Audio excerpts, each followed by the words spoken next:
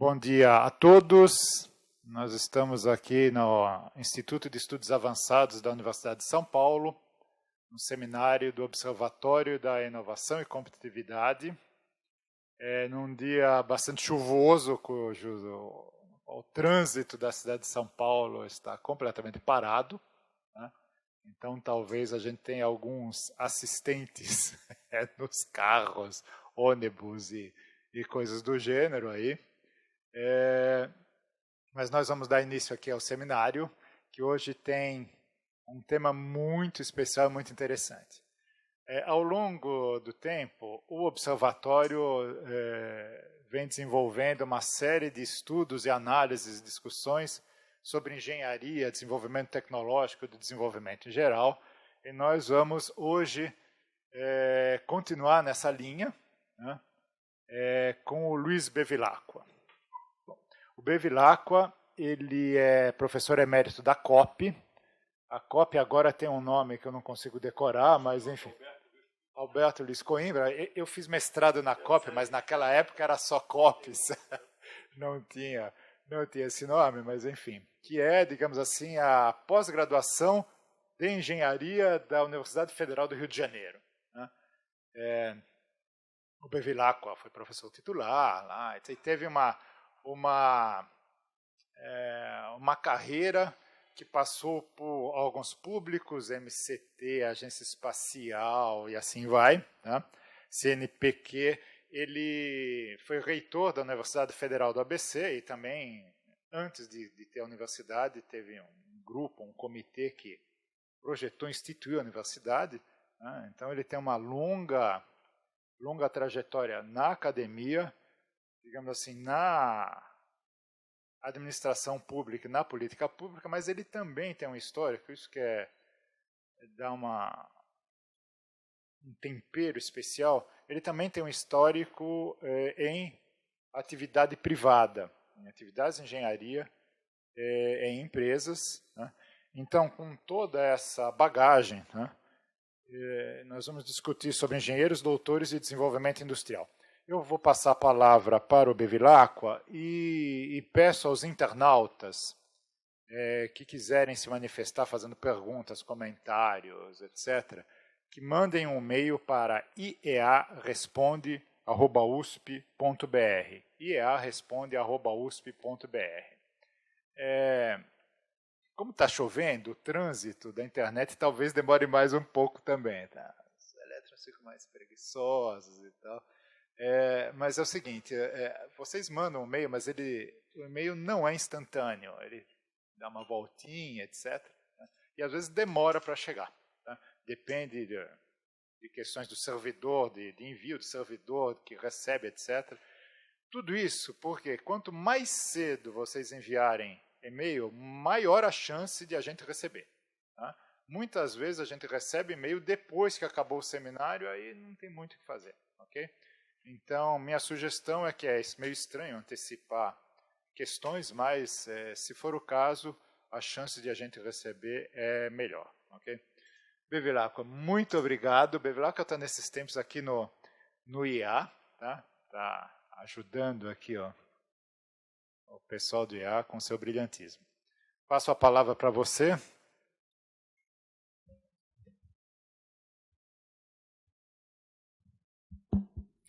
Bom, Mário, agradeço essa sua introdução, agradeço também essa oportunidade de falar um pouco, né, sobre, no fundo, a minha experiência nesse setor de engenharia e educação e, de uma certa forma, de administração pública, não é? Quer dizer, esse entrosamento, né?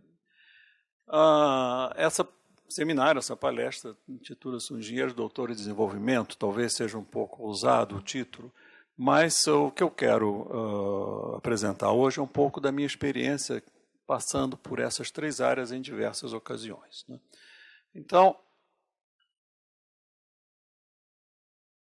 para começar, eu queria dividir inicialmente, brevemente, essa trajetória, ou esses comentários, em 4 períodos. E o primeiro seria antes de 65. Apenas algumas ideias, quer dizer, antes de 65, a universidade era uma universidade sem mestres, sem doutores. essencialmente, quer dizer, nas áreas de ciências básicas havia alguma iniciativa, mas eu quero me referir principalmente à engenharia.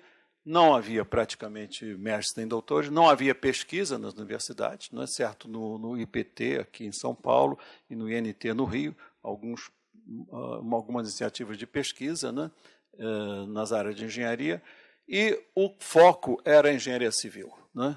Algumas iniciativas em outras áreas, mas o grande foco do Brasil era a engenharia civil. E eu quero falar, e vou falar um pouco mais adiante, e eu acho isso extremamente importante, né, para qualquer desenvolvimento industrial de país, né, a presença do Estado. Quer dizer, sem investimento de Estado, eu acho que todo o processo de desenvolvimento de uma nação, principalmente das dimensões da nação brasileira, né, fica prejudicado.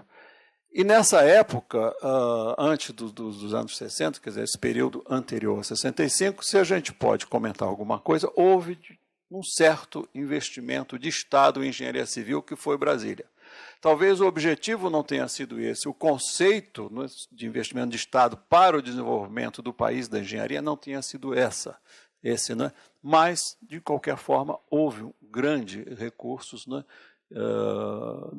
da parte do governo federal para a construção de Brasília. E daí surgiram grandes oportunidades de empresas brasileiras, empresas de engenharia civil, grande quantidade de estradas, pontes que foram construídas. Eu trabalhei um pouco nessa época, né? Um grande entusiasmo. E o que é curioso, que engenharia civil essencialmente, não é, agora nem tanto, mas continua sendo, no fundo, ambiental. Quer dizer, é muito difícil, você não tem empresas que se instalam do ponto de vista industrial para fazer engenharia civil. O rio é um rio que está aqui, não existe outro rio igual no mundo, não é? Então, a ponte para ser construído, tem que ter esse conhecimento local, tipo de solo, tipo de clima, etc. De modo que a engenharia civil ela está muito ligada, né, às condições naturais do próprio país. Isso deu um desenvolvimento, deu oportunidade de grandes desenvolvimentos na engenharia civil, né?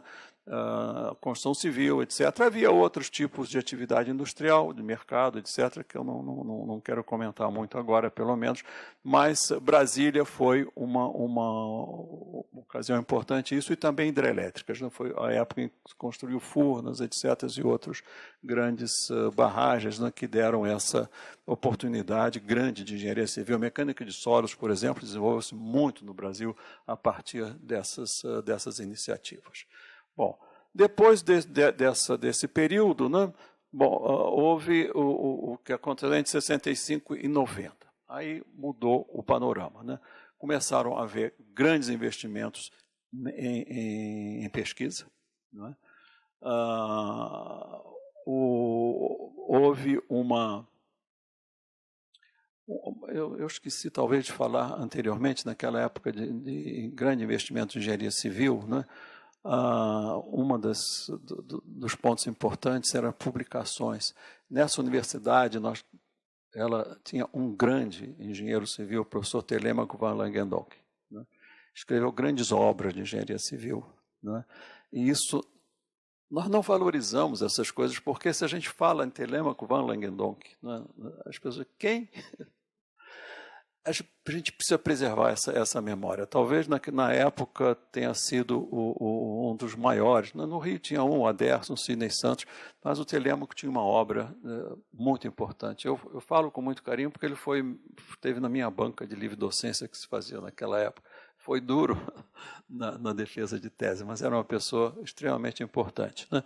Havia algumas iniciativas de umas revistas de estrutura, etc., que eram muito orientadas para o projeto. Mas foi a partir de 65, nessa época para adiante, né, é que começou a haver um grande investimento na área de graduação de engenharia, né? Eu acho que foi extremamente importante um marco que foi a computação, né? Em 1966, por aí, 67, né, começaram a ser instalados os primeiros computadores IBM 1130, que cabia nessa sala aqui e tinha uma memória menor do que qualquer telefone celular hoje. Mas deu um impulso extraordinário na engenharia. Mudou. Quer dizer, a partir daí, a engenharia passou a ter inclusive a engenharia civil, uma penetração e uma cooperação, ou interferência, inclusive, internacional a partir dos softwares, né? Então, a engenharia de software começou a ser bastante importante nessa época, né? Começaram a acontecer livros e revistas já, cooperação internacional, houve uma ampliação em vários setores, engenharia elétrica, mecânica, outros setores começaram a crescer também, né? Então, eu acho que essa foi uma época de início, né? A aproximação da universidade de empresa começou também nesse período, quero falar talvez um pouco sobre isso, porque foi importante.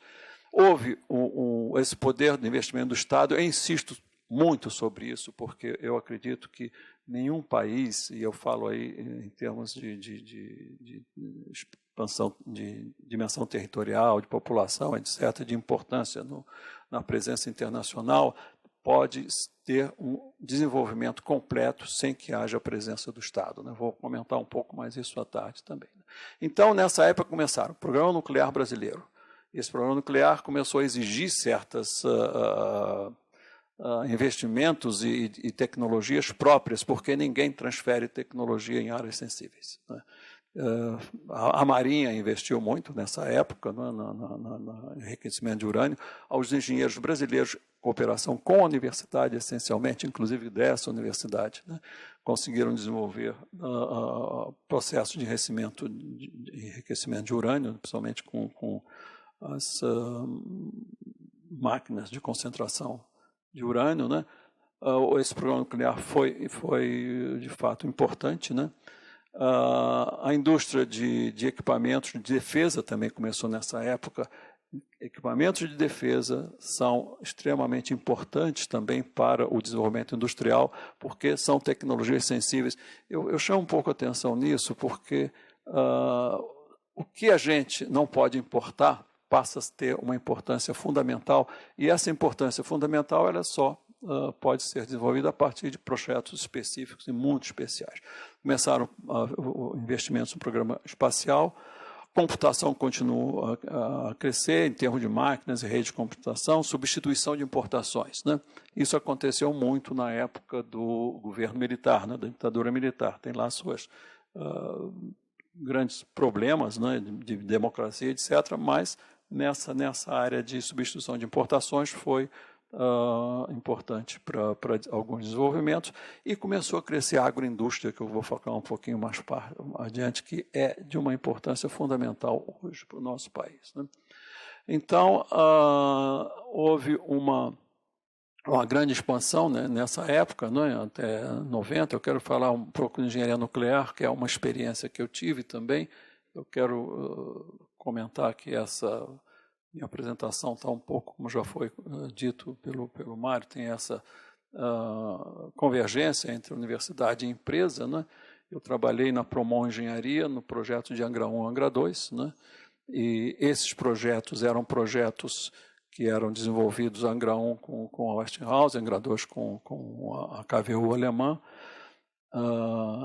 A gente nota nessa época, e isso também às vezes fica um pouco desapercebido, a importância de normas técnicas, né? Normas técnicas só se faz com pesquisa, né? Quer dizer, como é que eu vou estabelecer qualidade de material, como é que eu vou para processos construtivos, como é que eu vou poder qualificar programas computacionais sem uma norma técnica desenvolvida. E no Brasil isso é diferente, é difícil, porque vocês imaginam, Westinghouse, ASME, normas técnicas alemães, né, nós tínhamos que estudar, né, nós tínhamos que estudar profundamente, porque são projetos de grande responsabilidade. Se nós tivermos dúvidas, por exemplo, existem para construir certos equipamentos, processos dinâmicos, né? Bom, esses processos dinâmicos são feitos ou desenvolvidos a partir de computação. Então, os códigos computacionais começaram a aparecer predominantemente nessa época. E você roda um programa e o resultado que sai é o seguinte: eventualmente, os resultados que você está obtendo não estão de acordo com as normas, porque você pode ter colocado como condições iniciais parâmetros que não estão contemplados na norma. Como é que você sabe disso? Não é? Aí você tem que telefonar para os Estados Unidos para saber disso. É muito complicado. Então, esse era uma tarefa bastante complexa que nós começaram a aparecer nesses novos programas de engenharia. E muda para a norma alemã quando se trata de Angra 2, que é KVU. Então, nós temos que ser praticamente universais, conhecer todas as normas, o que é complicado. Eu quero contar uma experiência, porque eu acho que isso é importante nessa época, não é?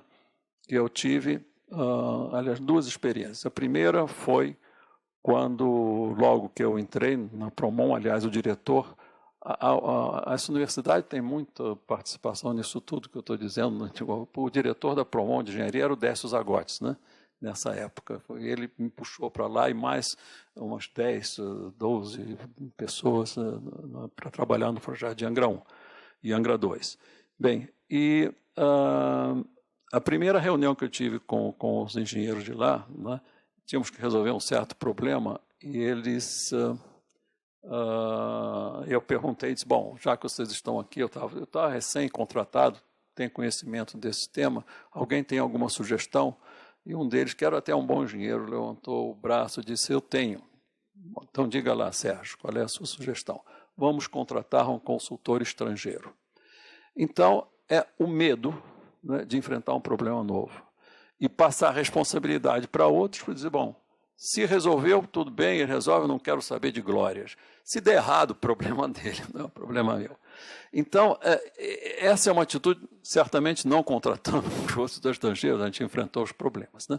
E outro episódio foi o uso de códigos computacionais. Nessa época, o Brasil estava investindo muito nas áreas de pós-graduação, né, em códigos computacionais, porque temos pessoas brilhantes, né, como tem em todo lugar do mundo, aqui também tem, e nós tínhamos códigos desenvolvidos na COP, nessa época, muito bons.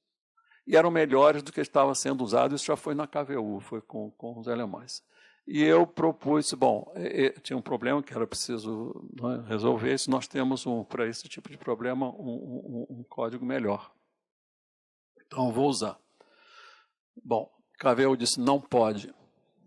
Mas como não pode? Não, tem que usar o meu. Eu disse, não vou usar o seu, porque o meu é melhor.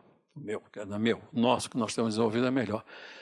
E é interessante porque, em princípio, as administrações superiores da empresa tendem a dizer, olha, esse negócio não pode ficar nessa discussão, usa o deles mesmo e toca para diante. Eu disse, não posso fazer isso. Então, foi um mês de discussão e eles, no final, concederam, quer dizer, disse, olha, vamos fazer um benchmark, vamos pegar um problema, roda com os dois e vamos ver se funciona. E a gente conseguiu. Então, tudo isso para mostrar um pouco essas dificuldades que nós temos para desenvolver essas novas tecnologias. A Promon conseguiu, inclusive, né, na empresa primeiro de Westinghouse, né, algumas soluções importantes que devia ter sido patenteado, né, na área de tubulações industriais. Não foi por falta de experiência, as pessoas não se preocupam com isso. Não é? Então, foi desenvolvido esse procedimento de tubulações, né, quer dizer, um processo de dissipação de energia, e começou a ser instalado. Uma semana depois, vem o engenheiro da Promon correndo, dizendo a Westinghouse já está fazendo isso em outros lugares, e parece que em outro lugar do mundo, porque era usina padrão e dava o mesmo problema em todos os lugares do mundo. Não foi registrada a patente, mas, enfim.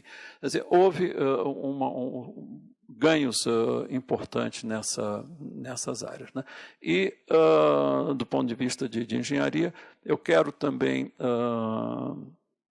comentar que houve um grande avanço, e aí a partir do investimento de Estado também, principalmente com SEMPES, Petrobras e COP nessa época. Depois foi espalhado pelo Brasil, mas no início de 67, era o professor Lobo Carneiro, era um grande engenheiro, ele veio do INT, estava acostumado com pesquisa, etc. Então ele liderou esse processo com o desenvolvimento de software. Foi de engenharia estrutural. A engenharia estrutural no Brasil aproveitou-se muito desses investimentos porque eram problemas desafiadores, né? E não eram problemas simplesmente que estavam no ar. era um problema que não existia no mundo, isso também é importante. Águas profundas naquela época foram descobertas no Brasil, então nós tínhamos problemas próprios, não tinha como copiar. Não é? Então, nós tínhamos que desenvolver. Então, isso foi desenvolvido com grande competência. Então, quero chamar a atenção para essa interação. Nessa época, depois de 90 a 2003, também continuou a grande progresso na formação de mestres e doutores, né? Com a CAPES, etc., embora depois a gente pode falar um pouco sobre isso, né? Quer dizer, com um pouco cheio de regras que hoje já não tem mais sentido, né? Houve uma redução do ritmo de pesquisa nas universidades, né? Entre 90 e 2003, né? A taxa de investimento, nós vamos ver mais adiante, não foi tão grande, né? Mas cresceu muito a automação e robótica, né? A partir, inclusive, aí é um pouco experiência própria, a partir das demandas da Petrobras, com uma empresa de São Paulo, que era a Consub. Não sei se vocês lembram, né? Consub. Então, a COP tinha uma cooperação com a Consub para desenvolver veículos de operação remota. A Consub tinha o Paulo, eu esqueci o nome dele, era excelente engenheiro, né? Tinha um entusiasmo enorme, queria fabricar, começou a fabricar os veículos aqui, né? A Petrobras estava financiando, nós fazíamos algum desenvolvimento e fazíamos trocas de informação para desenvolvimento de tecnologia. A COP não fazia robô, mas desenvolvia processo de automação, algumas ideias de propulsão também, controle principalmente, que a Consub também acompanhava, eles tinham grande competência nisso. Infelizmente, né, aí começa essa pressa. Petrobras, não podemos esperar que a Consub faça um robô que esteja adequado para nós. Precisamos de hoje, então foi comprar na Suécia. Essas coisas me deixam um pouco, né, decepcionadas, porque espera mais 1 ano, 2 anos, investe com mais recursos e a gente teria essa tecnologia, né? Então, ela continuou, a Consub não continuou nessa linha, nem sei se existe mais, eu acho que a Consub fechou, eles passaram para outras atividades, também subaquáticas, mas foram outra coisa. E na COP continuou o grupo de automação e controle, né, que é o professor Liu Shu, que continuou levando isso para diante, cooperando com outras universidades, etc. Mas foi uma época em que houve uma certa estagnação, eu diria, né? Mas, do ponto de vista das universidades federais, principalmente, houve muito pedido de aposentadoria nessa época, porque houve ameaça de aposentadorias, não sei o quê, então muita gente se aposentou, mas outras coisas positivas foram criadas. Por exemplo, do meu ponto de vista, né, o Comitê Interdisciplinar foi criado em 1990, por aí. Eu tenho um pouco de experiência nessa área também, porque nesse período a CAPES, que é o Abílio, né, que está hoje que é diretor da CAPES, ele me chamou e disse, olha, nós temos 10 pedidos de pós-graduação, de abertura de mestrado, doutorado, pós-graduação em geral, que nós temos que fazer comitê ad hoc, porque nenhum comitê aceita. Então, são projetos extremamente, né, cooperativos, onde há convergência de disciplinas e não temos que analisar. Então, a partir daí, começou, então, esse comitê interdisciplinar, né? E acho que foi uma das coisas interessantes que aconteceram nesse período, né? Eu estive também, nessa época, em 92, como secretário executivo do Ministério de Ciência e Tecnologia, né? E eu tenho pelo menos duas experiências que eu queria comentar agora. Eu acho que vou falar isso um pouco mais tarde, mas senão eu acabo esquecendo, ficando velho, depois acabo esquecendo. Uma experiência foi com a Gurgel, também aqui de São Paulo. São Paulo, eu vou mostrar também a importância que vocês têm nesse país, né? O Gurgel foi me procurar.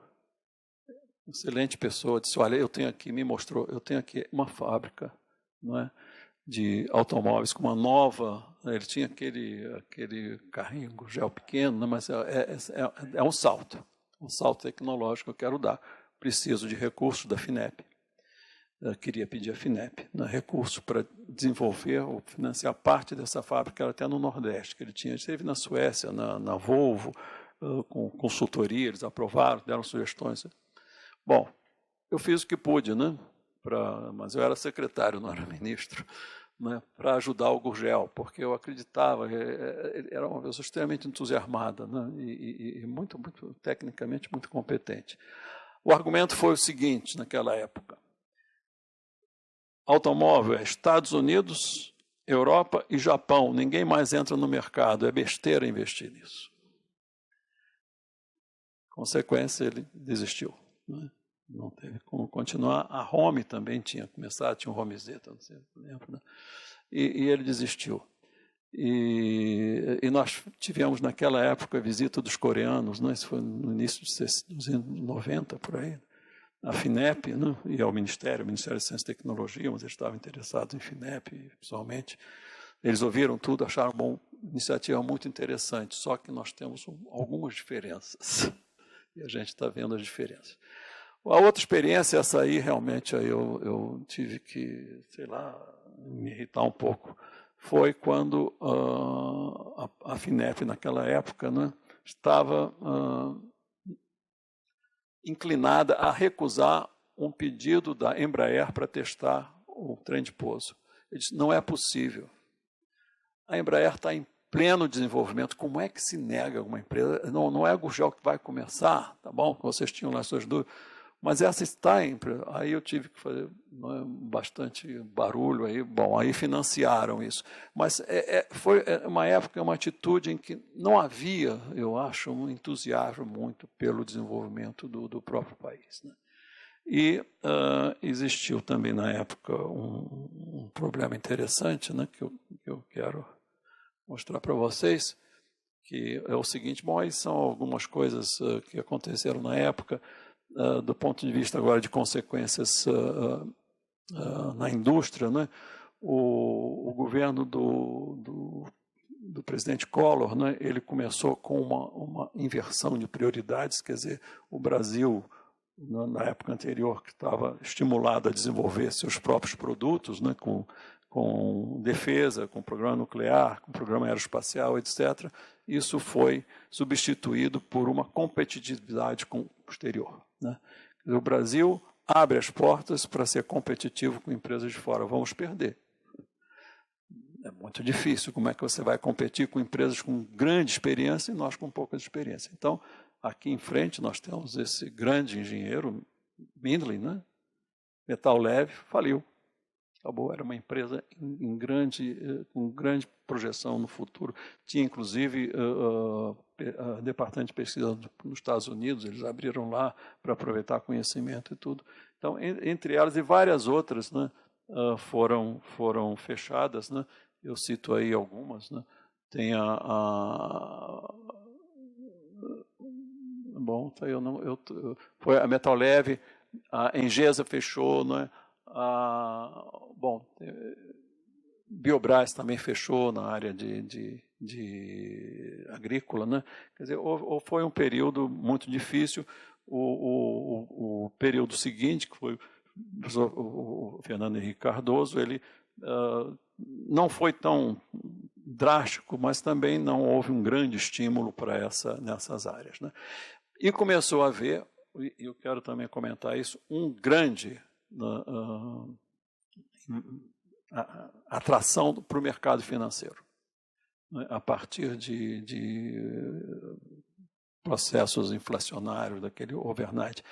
E, novamente, eu estava no fim dos anos 80, por aí, eu estava na Promon, no início de 80, por aí, e a empresa começou a ter mais lucros em investimentos financeiros do que em projeto. Então, o foco da empresa mudou. O Décio Zagotti saiu, ele era diretor de engenharia, saiu. Aqueles engenheiros que eles tinham contratado, olha, nós ganhávamos, 40% do nosso tempo era financiado pela Promon, não era de projeto para fazer desenvolvimento, né? Principalmente desenvolvimento de software, essas coisas. com essa nova orientação, a parte de projeto começou a perder aquela influência, aquela força que tinha dentro da própria empresa. O Décio saiu e vários daqueles engenheiros também saíram, e foi uma pena, né, porque haviam grandes engenheiros na área de engenharia civil, também pessoas excepcionais. Bom, mas então, a partir dessa época, depois de 2003 e 2014, né, que foi quando assumiu o presidente Lula, né, esse período todo, né, houve uma retomada do investimento na área de universidades, né, um aumento de recursos também para a área dos ministérios, do MCT, vou mostrar um pouquinho isso adiante, né? Expansão de pesquisa, uma formação multidisciplinar muito mais forte, né? Isso aí foi iniciativa das próprias universidades, uma grande expansão de livros e revistas, congressos brasileiros, a nossa inserção internacional aumentou muito, não é? E aumentou também a procura por cursos de graduação. Nós tínhamos nessa época, somente no meado desse período, né, aí entre 2010, muita dificuldade de ter, não sei essa experiência aqui em São Paulo, mas na COP, muita dificuldade de ter bons alunos na pós-graduação, porque eles sairiam graduados e com salários excelentes nas empresas, né? De modo que foi uma época em que a pós-graduação sofreu um pouco esse tipo de clientela, né, com competência, né, superior à da média. Bom, então houve também essas oportunidades de se ter mais abertura nos cursos de universidades. Houve uma época em que criaram-se várias universidades. Eu tenho pouca experiência, vou falar um pouquinho dela também do UFBC, em que houve essa oportunidade. Não houve, era curioso, porque estava falando com ela, se a gente for obedecer muito às regras, né, você não sai muito das linhas. Então, você tem que inventar um pouco, né, como você consegue, né, ir para diante. Né? Então, esse foi um dos grandes desafios. E eu quero chamar a atenção também para esses cursos tecnológicos. Falta no Brasil cursos tecnológicos. A gente quer sempre ter universidade. E começaram a abrir também cursos tecnológicos. Infelizmente, por fatores culturais, não é? Esses cursos tecnológicos abrem como instituições federais de ensino superior e depois querem ser universidades logo. Né? Está errado, né? Tá errado. Eu vou comentar talvez um pouco sobre isso adiante. E do ponto de vista industrial também, começou mais a exploração de águas profundas, foi incentivado. A agroindústria cresceu muito nesse período, né?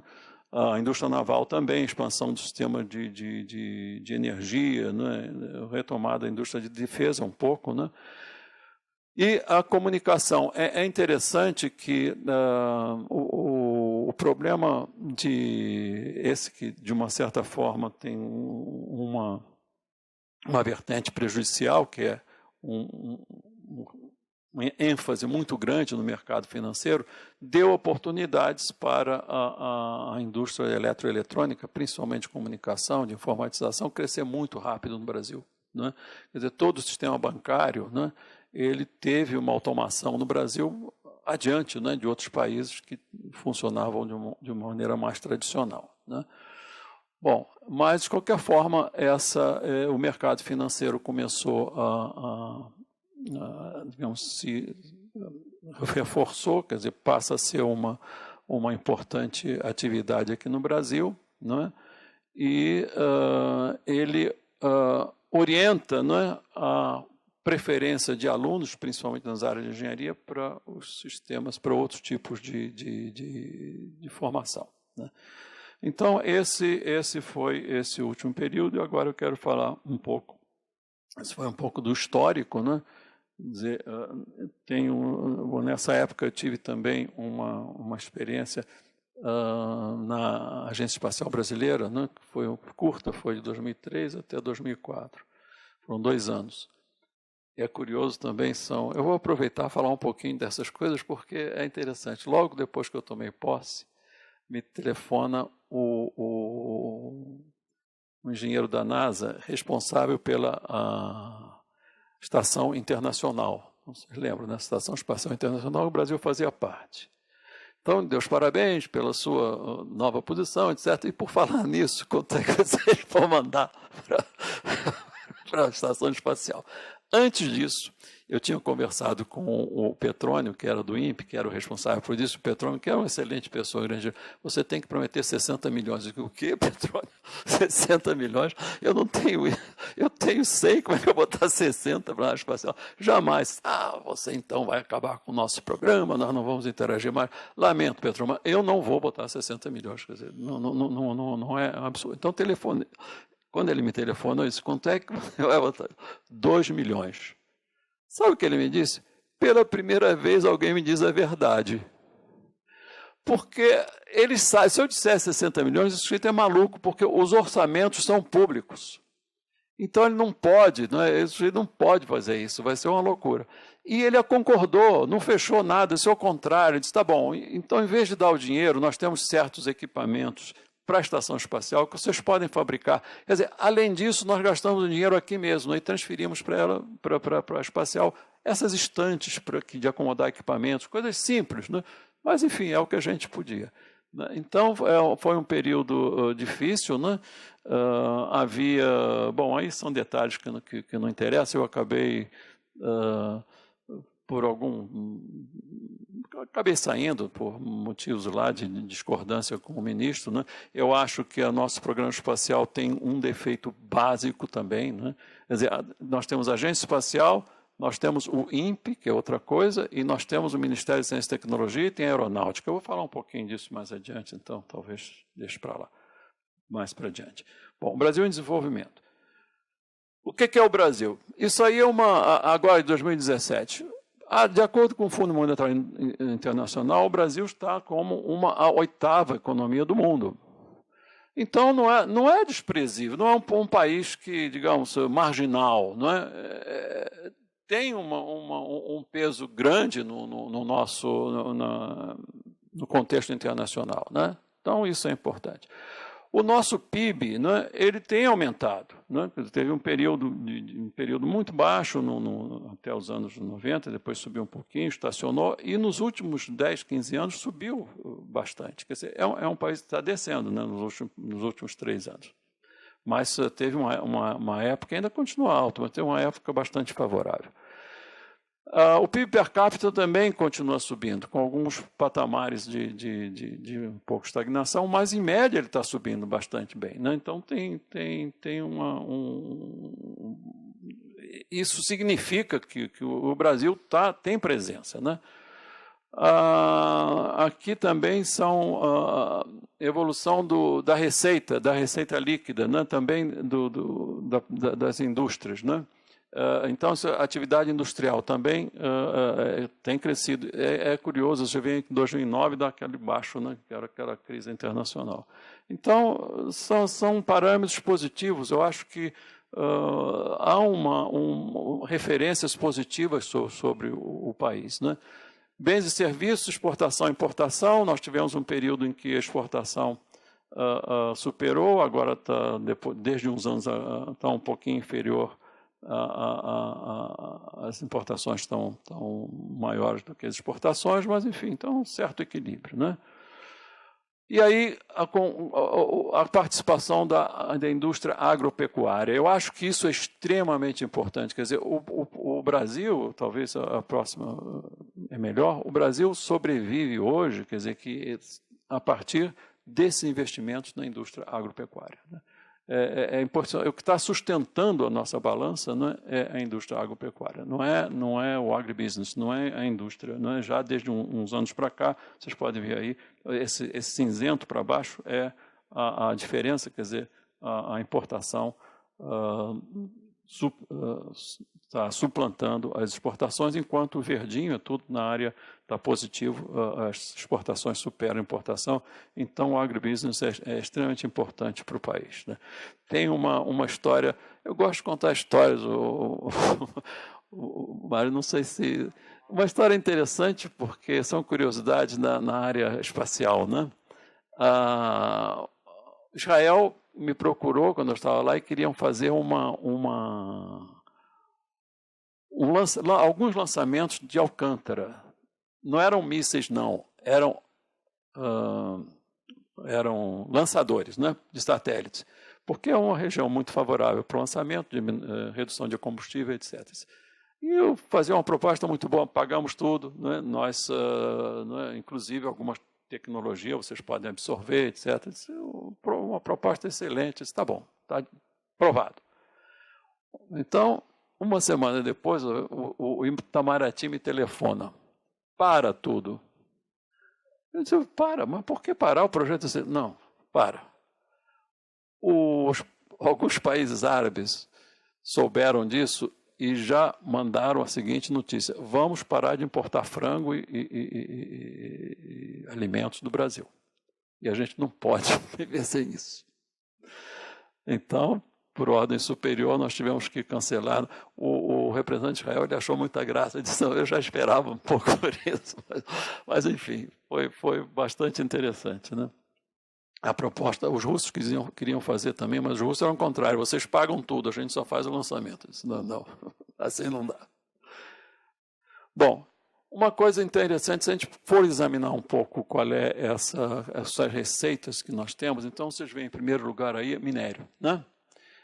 Com o fato, né, o país, as commodities, elas predominam nisso tudo. Mas o segundo, vem aí material de transporte. Material de transporte, com esse segundo lugar, só pode ser Embraer. Né? Eles não especificam, mas deve ser Embraer, porque o material de transporte mais eficaz e que a gente tem capacitação é essa.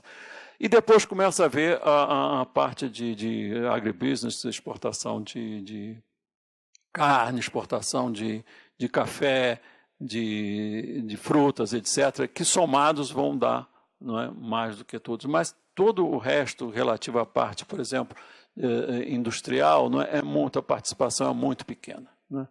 Muito pequenininha. Quer dizer, o que fica predominando, então, são esses fatores em cima. É minério, parece que aí seria Embraer, eu imagino, né? Essa parte de material de transporte, né?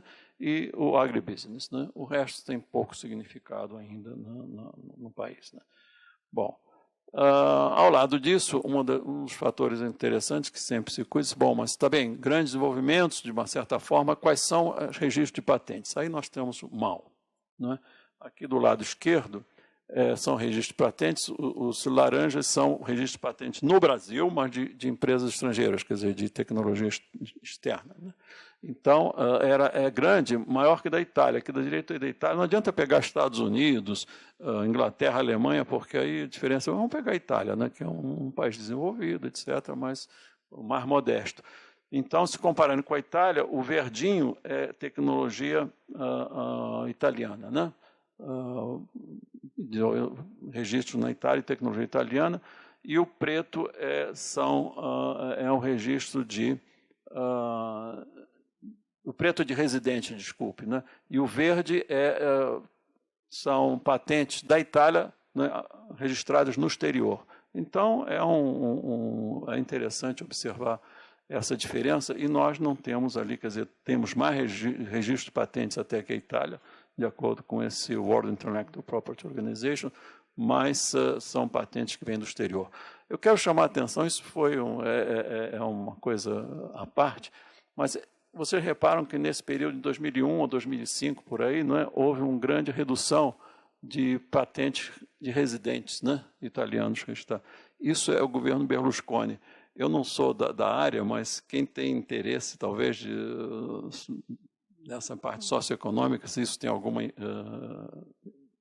interferência ou não, foi por acaso que isso veio. Bom, mas então essa parte de patentes, ela ainda está a desejar, né, no país. Eu acho que nós precisamos mais investimento, mais determinação e talvez mais simplificação nos nossos processos de registro de patente. Bom, projeto de Estado. Então, a partir dessa... Então, nós vemos, quer dizer, um pouco do histórico do nosso desenvolvimento, em grandes pinceladas, né? Eu acho que podemos considerar que o Brasil é um país importante no contexto mundial. O Brasil existe, né? O Brasil tem presença, quer dizer, e ele é reconhecido no exterior, né, de uma maneira global, do ponto de vista de presença econômica, de social industrial também, de uma certa forma, né? Bom, projetos de Estado. Aí eu apresento um pouco essa minha uma ideia que eu tenho, que não sou só eu, quer dizer, várias pessoas, né, e estudiosos têm essa ideia de que sem projetos de Estado, sem investimento de Estado, nenhum país grande desse tamanho anda. Quer dizer, de fato, nós precisamos de projetos de Estado, né? Então, esse poder de compra do Estado é importante e esse pode ser feito através de grandes e poucos, né, sentados em grandes projetos industriais, e aí teria que ser, são projetos em que nós não podemos importar nada. Porque se puder importar, há uma tendência de ceder à importação. De modo que é preciso que sejam coisas que não existam, né, prontas. Por exemplo, bom, tem várias coisas, não vou, acho que estou ficando meio curto de tempo, né? Bom, e investimento no setor universitário para criação de novas tecnologias, novas ideias, né? Eu acho que isso é importante, vou mostrar também um depoimento sobre isso, né? Bom, então, projeto de Estado, o que nós podemos dizer como grandes projetos, grande pincelada? Embraer.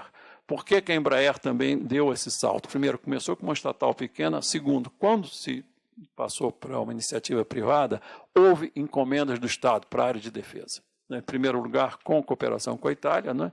E continua essa cooperação, depois com os tucanos, né, esses aviões militares, etc. Eu não sei por que a aeronáutica, poderia comentar isso se vocês tiverem interesse depois, né? Encomendou o Grip, né, a Suécia. Por que não pede a Embraer que faça um avião mais avançado, né? Por que não investe aqui? Isso é poder de investimento do Estado. Bom, então, mas de qualquer forma, houve um investimento grande, né, do Estado nessa área. Esse é o último, vocês todos devem saber, né, esse último equipamento da Embraer, que é uma coisa espetacular, de fato, né? Quer dizer, e é um investimento grande. Eu acho que o Brasil devia comprar vários desses aí. Bom, esse foi parte dessa, digamos, início de uma coisa parecida com grande investimento. O Programa Espacial Brasileiro tem o CTA, tem o IAE, tem o INPE, tem a AEB. Eu quero, da minha experiência, a aeronáutica é muito boa para fazer novos desenvolvimentos, né, de motores, de tipos de controle, etc. Isso eles fazem muito bem. O IAE tem pessoas muito competentes, mas não tem competência para fabricar lançadores de grande porte, porque não é uma indústria. A Vibraz está ali do lado, né? Então, encomendem a Vibraz. De modo que essa é uma crítica que eu tenho, e isso tem dado bastante problema, vocês sabem. Bom, então, essa também, o investimento foi muito pequeno nos últimos anos, inclusive quando houve o grande acidente, né, lá em Alcântara, que começaram a haver investimentos um pouquinho maiores, mas insuficientes para um programa espacial. Existe um lançador, que é esse aí, o VS-30, que esse funciona bem, né? Inclusive foi comprado pela Suécia, etc., mas é suborbital, são apenas para experiências fora da... Quer dizer, não chegam a lançar satélites artificiais, né? Os outros, infelizmente, não tiveram muito sucesso. O INPE desenvolve satélites muito bons, né? Eu tive também envolvido no lançamento do primeiro satélite, o SCD-1. Foi uma dificuldade. O satélite, bom, eu começo a falar, né? Pronto no INPE, e os engenheiros dizendo, tem que lançar, porque esses equipamentos têm períodos de garantia, não pode ficar aí 1 ano, 2 anos, 3 anos aqui no solo, né? E, afinal, conseguimos fazer esse lançamento esses satélites funcionaram muito bem. Depois teve cooperação com a China, que funcionou bem até certa época, mas com certas dificuldades também. A Petrobras, né, que tem tido uma expansão grande, já está com 420, já chega a 1 milhão. O pré-sal é uma novidade que também foi descoberta inicialmente no Brasil, tem em outros lugares, né? Mas nós teríamos grandes vantagens competitivas se houvesse mais investimento do Estado. Mas tem que ser investimento grande, tem que ser projetos de grande porte, né, para desenvolver tecnologia de submarinas, de exploração submarina, né? Eu acho que também poderia ser. Nós chegamos a apresentar um projeto Missão Netuno, a partir daquelas plataformas de conhecimento, né? Acho que o professor Glauco teve participação, olhou um pouco essas plataformas, foi no final de um período de um governo que não deu, praticamente não tinha dinheiro, mas isso poderia ser um grande projeto de Estado, mas infelizmente não foi. Isso aí não interessa muito agora. O que interessa, o que é importante é que são os transbordamentos. Todos esses projetos depois dão oportunidade de se ter essas tecnologias, né, incorporadas em outras áreas. Por exemplo, hoje já se tem um carro sem piloto, né, está sendo testado. Isso é um altamente sofisticado de controle, e isso aí é a partir de todos esses projetos que foram desenvolvidos, né, por exemplo, nas áreas de satélites artificiais, né, e exploração de Marte e de outros planetas, né.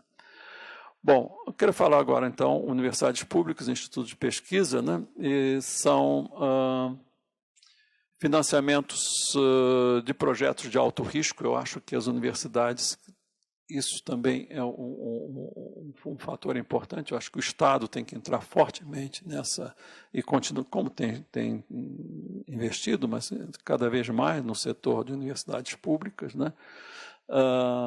Avaliação dos resultados e fracassos. Eu acho que há esse procedimento de tanto CAPES, CNPq e as FAPES, os projetos têm que dar certo, não tem sempre que dar certo. Tem que haver projetos de risco. Quer dizer, tem que haver capacidade também de se dizer, bom, não deu certo, por que não deu certo? Né? E vamos corrigir. Então, isso é uma das coisas que eu tenho uma certa crítica com relação a esse tipo de regras, né, que são implantadas. Bom,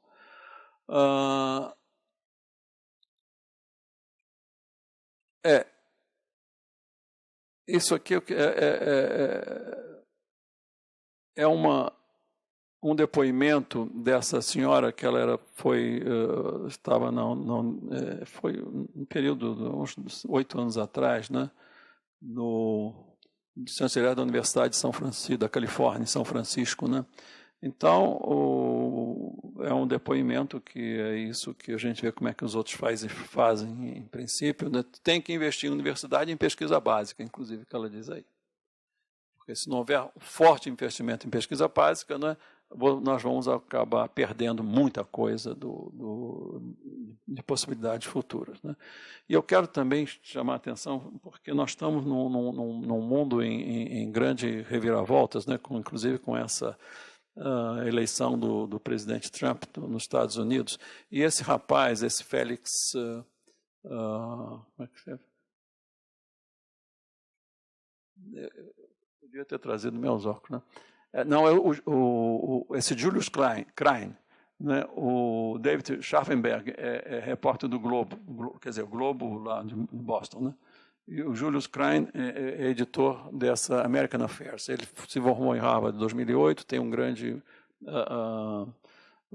foi muito bem sucedido na área de bancária, foi do American Bank e juntou dinheiro e abriu essa American Affairs. E ele foi um defensor grande do Trump, das políticas do Trump. E é interessante que o que ele diz que as únicas instituições democráticas que nós temos são instituições nacionais. Ele disse que os Estados Unidos precisam se fechar. No fundo é isso, né? Reconhecimento que os Estados Unidos têm que se fechar. Tem que valorizar as suas instituições, e é uma ilusão esse negócio de global common good. Diz que isso aí é uma coisa elusiva. Então, isso está dentro hoje da política, pelo menos de parte da política americana, e com o suporte do próprio povo, né? Bom, ensino superior agora, universidade, graduado, pós-graduado de pesquisa, um pouco da história que a gente tem. também para vocês observarem aí que nesses últimos 10, 12 anos houve um grande investimento em criação de novas universidades. Esse é um pouco do histórico dos investimentos. O primeiro é do MEC, né? E o segundo do MCTI, a partir das leis orçamentárias. Certamente não foi tudo isso gasto, há pequenas diferenças, mas a gente vê que houve um grande sentimento, um grande crescimento nos últimos anos. Tá? Aí também a preferência dos estudantes nas áreas tanto dos institutos tecnológicos como também nas universidades, e essas preferências estão sempre na parte mais administrativa do que nas engenharias. Quer dizer, isso puxou muito, né? É bom para o pessoal de produção, né? Engenharia de produção que tem tido bons alunos, né? Mas as outras áreas ficaram mais prejudicadas. Isso aí está muito associado com uma certa orientação, inclusive, do setor público e do setor privado também, né? Esse aí também não interessa, não quero mostrar isso muito, né? Esse aqui é importante para vocês verem a importância de São Paulo. Isso aí é a maior parte dos cursos de graduação, né? Percentual. São Paulo tem uma responsabilidade enorme nesse país, porque o que se forma aqui, tanto nas universidades públicas como privadas, é muito maior do que no resto do Brasil. Então, vocês têm, nós temos, né, essa responsabilidade, porque é uma coisa extraordinária, não são pequenas diferenças, são muitas diferenças, né? Bom, finalmente, isso também não interessa muito agora, isso também não. O que me interessa agora é isso aqui, isso é resultado de anos, né? Há uma expansão isso foi na gestão do professor Arlindo, né? Arlindo Felipe, que é aqui da USP, quando ele esteve na CAPES, né? Ele preparou isso com dados de CAPES. Quer dizer, a evolução do corpo docente no Brasil é extraordinária, porque está aumentando mais que 100% nas regiões Norte, Nordeste, Centro-Oeste, né? E na região Sudeste e Sul o aumento é menor. Significa que está dando resultado, quer dizer, há uma expansão de mestres e doutores para o resto do país, né? Isso é muito bom, né? E os estudantes também. O crescimento de discentes nessas regiões Norte, Nordeste e Centro-Oeste é muito maior do que no Sul e Sudeste.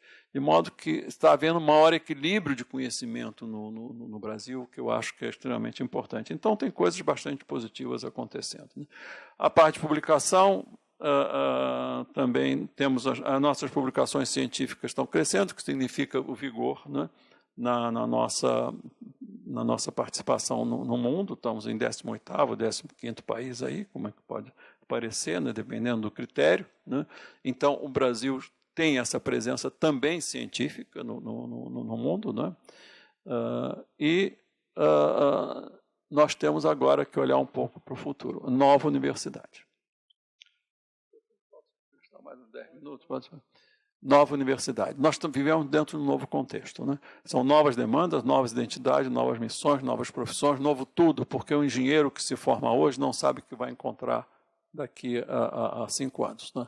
Ele não pode ser preparado para um futuro que ele não sabe. E para ser preparado para esse futuro que ele não sabe exatamente, ele tem que ter um conhecimento básico muito forte, né?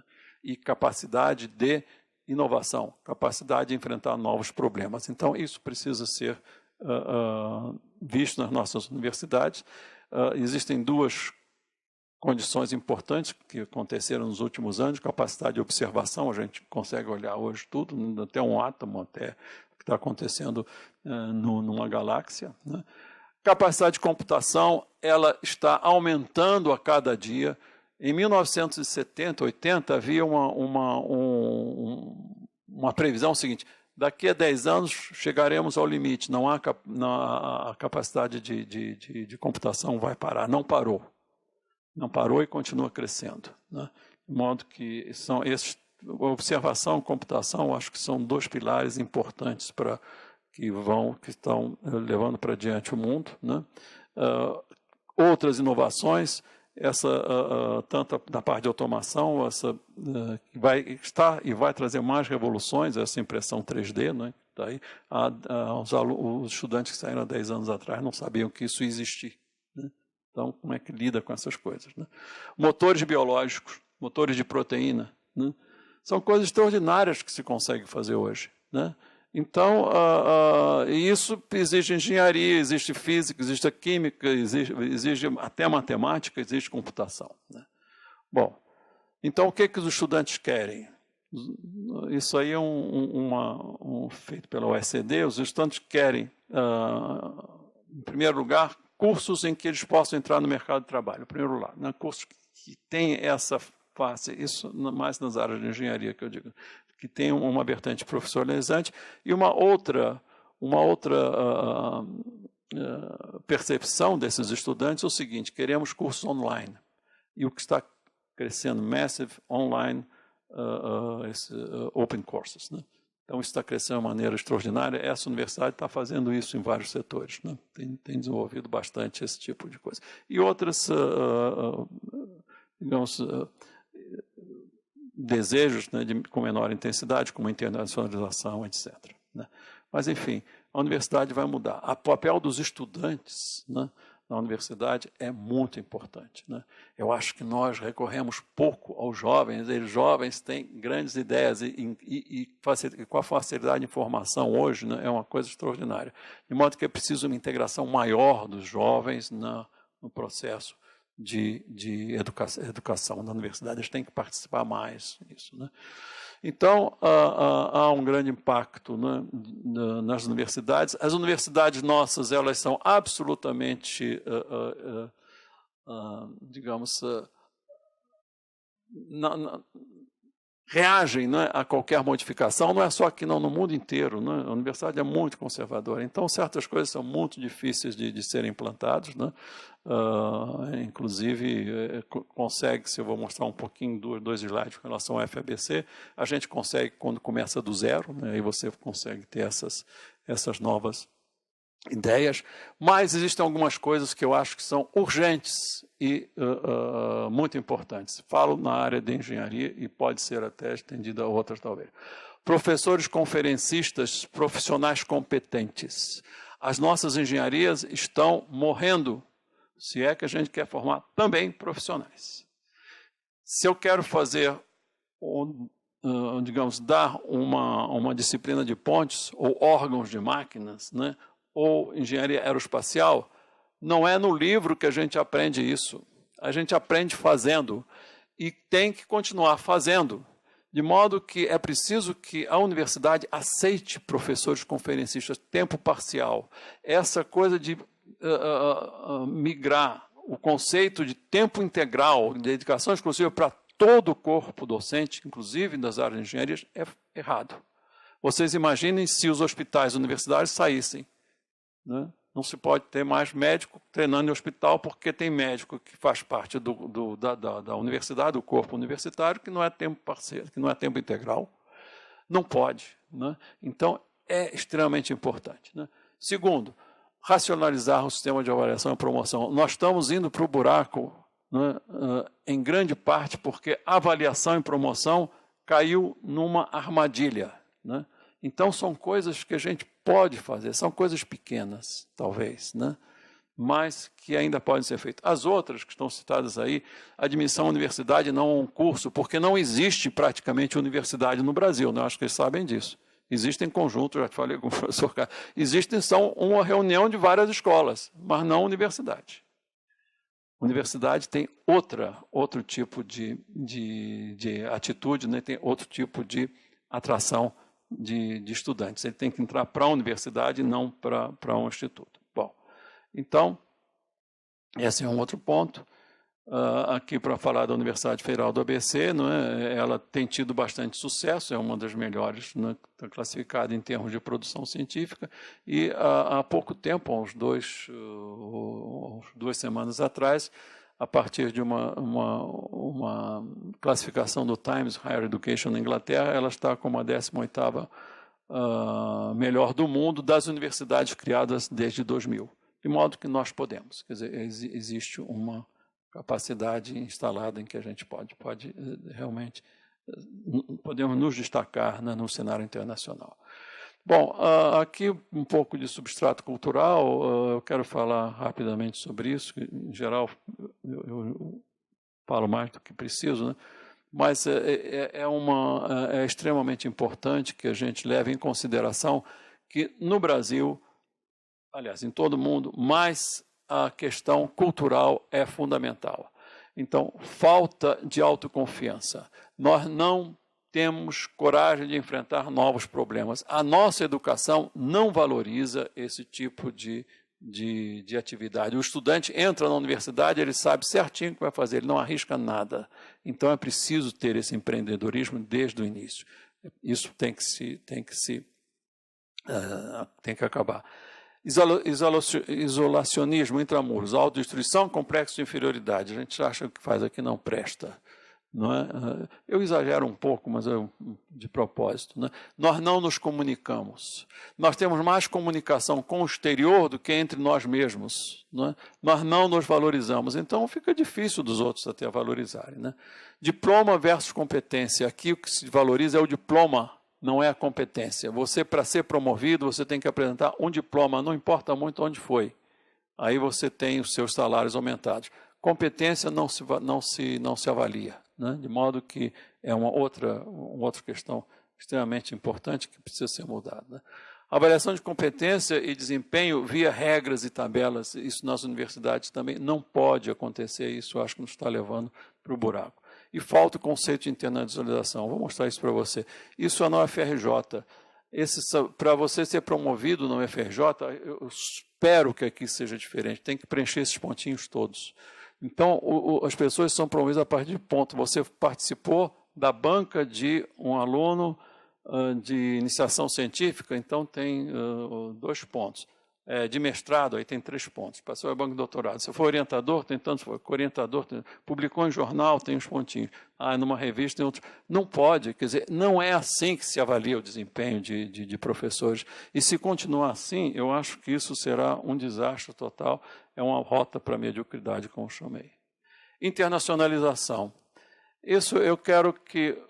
isso saiu no Boston Globe também, né? 9 universidades da região de Boston estão processando, entraram com recurso, né, ao governo Trump com respeito à imigração. E eles dizem o seguinte: os Estados Unidos aceitou mais de 1 milhão de estudantes nos últimos anos, no último ano, 5% de todas as matrículas. Né? Desde 2000, 40% dos prêmios Nobel americanos têm origem estrangeira. São professores, são pessoas, né, cientistas que foram para os Estados Unidos, né, e conseguiram, 40% deles, dos prêmios Nobel, são dessa origem. E, além disso, são 33 quase bilhões de dólares por ano que entram a partir disso. Então, a internalização para eles é o seguinte: o que vem de lá para cá. A nossa internalização é o que vai daqui para lá. A gente tem que mudar um pouco isso, temos que ter mais equilíbrio nessas coisas. Tá? Então, essa é a internalização do nosso ponto de vista. Né? Eu acho que Ciências Sem Fronteiras, eu acho que isso é uma grande discussão. Do jeito que foi implantado, foi um erro. Foi muito dinheiro que não precisava ser, né, feito assim, né? E os programas isso aí é interessante para você ver o que é internacionalização quando as pessoas vêm de lá para cá. Isso foi uns 3 anos atrás, veio um grupo de uma universidade americana média, não é das maiores, mas também das piores, para a cooperação. Dentro desse programa mesmo, Ciência Sem Fronteira, que isso atiçou muito na cooperação internacional, eles vieram a COP para fazer um projeto de pesquisa comum.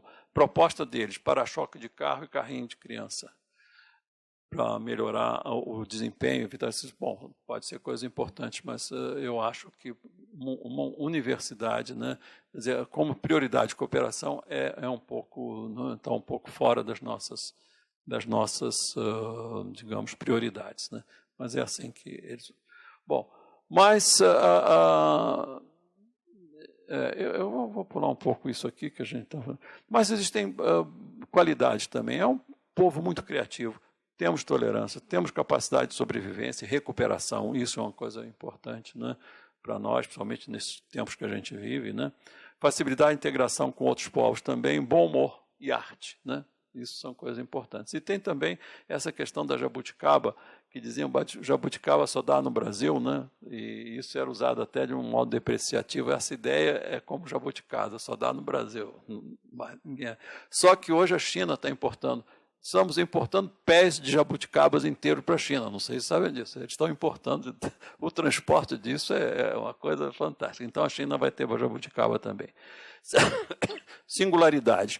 Temos criatividades, né? Essa é uma das últimas, suponho que vocês conheçam, a luz engarrafada. A luz engarrafada foi desenvolvida, foi descoberta, foi feita por esse Alfredo Moser, que é um mecânico lá de Uberlândia, e isso correu o mundo, né?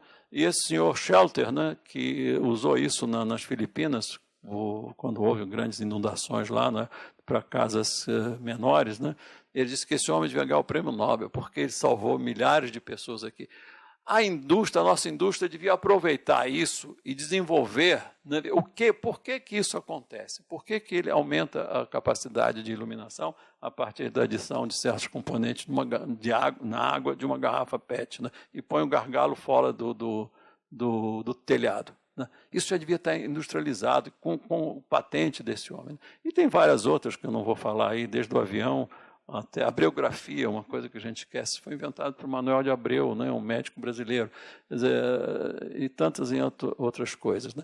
Eu chamo a atenção também no motor a álcool, né, que foi o professor Stumpf, ele foi desta universidade, ele foi no ITA, mas esteve lá em São Carlos também, né, montou um grande laboratório lá de São Carlos, mas nós não tínhamos indústria automobilística, então isso foi absorvido por empresas internacionais. Bem, então, e temos essa senhora, Terezinha,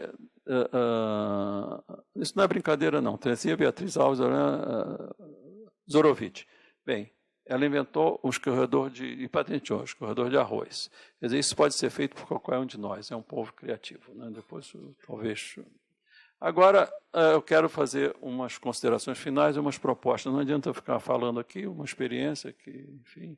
tem algumas coisas, algumas contribuições, mas eu quero fazer uma... Isso aqui saiu agora, né? Isso saiu depois do dia 28, que teve a greve geral, não sei o quê. Então, são duas imagens, né?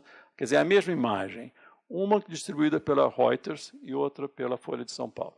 A Reuters diz, cidades brasileiras paralisadas por um movimento nacional, não sei o quê, contra a austeridade.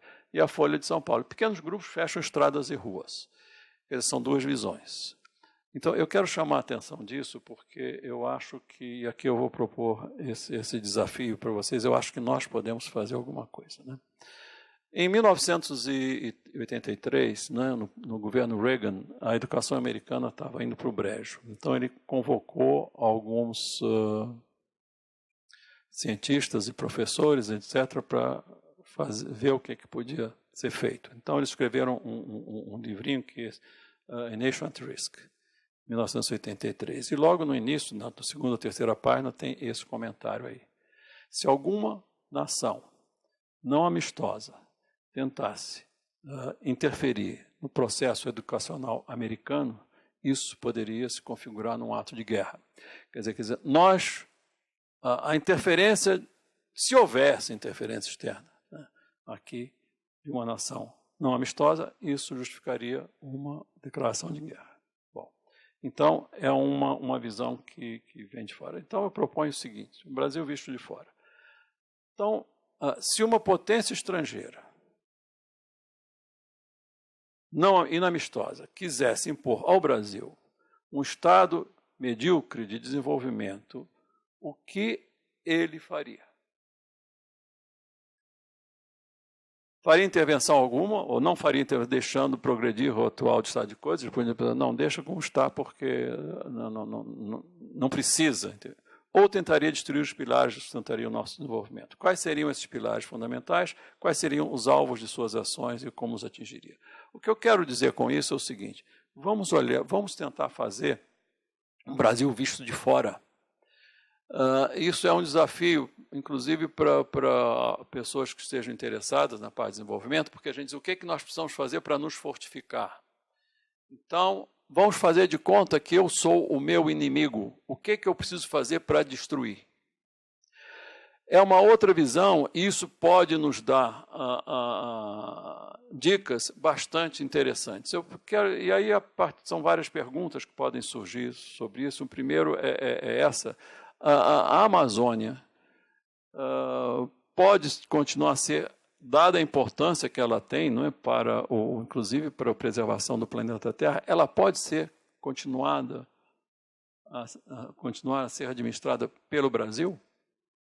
Procurem olhar isso, procurem ver o que acontece no mundo, como é que os novos estudantes na Europa, por exemplo, estão sendo educados com relação à Amazônia e o seu papel. Segunda pergunta, tem várias aí, e pode ter, são ideias, né? Mas essa sexta eu acho que é importante. Qual o conceito de soberania nacional? Porque eu digo isso porque eu já ouvi isso de fora, de grandes autoridades de países de fora, uma pelo menos. É o seguinte, o conceito que vocês têm de soberania nacional é territorial. O nosso é étnico.